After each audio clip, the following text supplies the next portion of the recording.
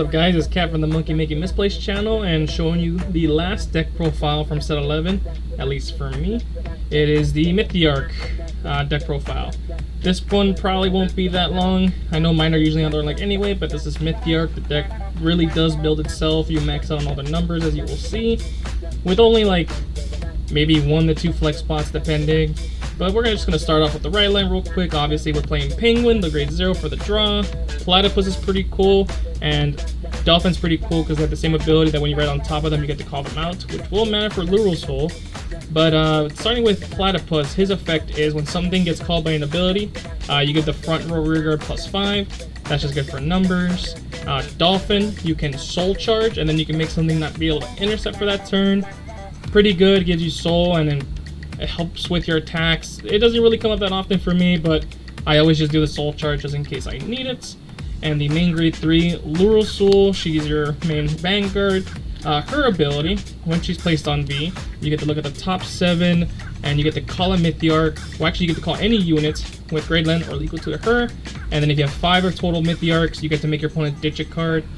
It's pretty cool. You get to call an extra rigor from the deck, so it deck thins, it builds your board, and making your opponent ditch a card is just interesting. It's weird that they gave that to her specifically, but you know, it helps. It helps you go for games sometimes. And then her other ability, when she attacks, you can counterblast 1, bounce a Mythiarq, and call a different one with a different name from your hand. So you can't do like Dolphin to Dolphin. It's gotta be Dolphin to something else.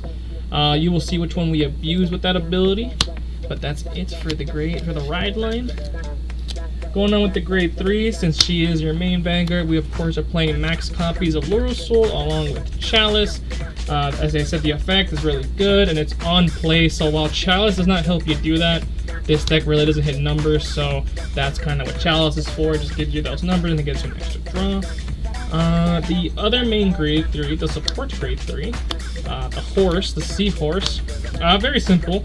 It gets +5 on place if you have 3 or more units with Mythiarq, and then you can counter +1 to draw a card. So it helps you draw, and it gets numbers. It becomes 18k base by itself. And with the next grade card we play in the grade 2 lineup, Giraffe, just gonna go over that one real quick. He allows you to abuse your Mythiarq abilities. He allows you once per turn to essentially blink one of them, so you get their on-place abilities again. So like in this case, this one will get you another card. The Dolphin will let you get another soul charge and stop from intercepting. But just gonna finish really quick with this. So this is the last grade 3 we play, and I like it at 4 because you really want to see it for the card draw. And the fact that it gets +5 is really nice. Combining that with like Platypus makes it 23, I believe. But to the grade 2, as I said, Giraffe.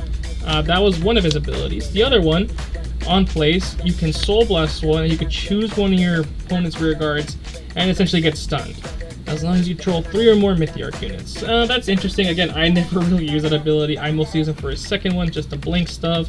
You usually just blink the horse, but he's really good. Staple 4, along with the next one, we are playing 3 more copies of the Dolphin. Again, you just need Mythiarq names, so we're just gonna max out all of them. That's it for the grade 2s. Going on to the grade 1s, we are playing 4 copies of Cool Rabbit with Shades. He is your counter charger for the deck. You must have 3 or more face down in order to counter charge, but with the horse and the giraffe, you get to that 3 CB really fast, like along with your Vanguard that also CBs. It's just really cool. I like calling him behind the main Vanguard. We also play 3 more copies of Platypus. Like I said, we just need names, so we're playing 3 more, and it's a good booster. Again, it pumps up the one in the front.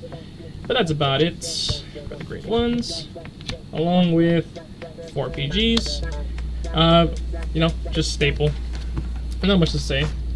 The last grade 1, which is an order in this case, is actually the really cool card.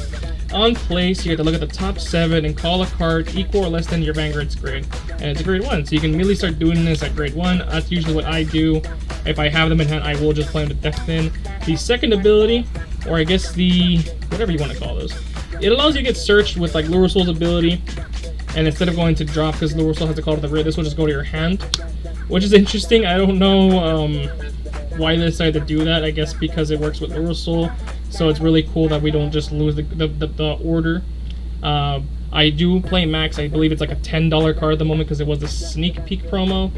but if you can get your hands on it, it's just a good Stochaic card because it's not locked to Mythiarq, so I do recommend picking some up. And that's it for the triggers. We're playing 7 crits, 4 front, 4 heal, and OT. OT is pretty standard, and heals are pretty standard. I like this lineup with Mythiarq because, again, myth numbers are kind of an issue, and you don't really need to draw because your horse will just draw you cards for you. So I like the fronts because it gets you more shield, and plus it makes your front row a lot stronger.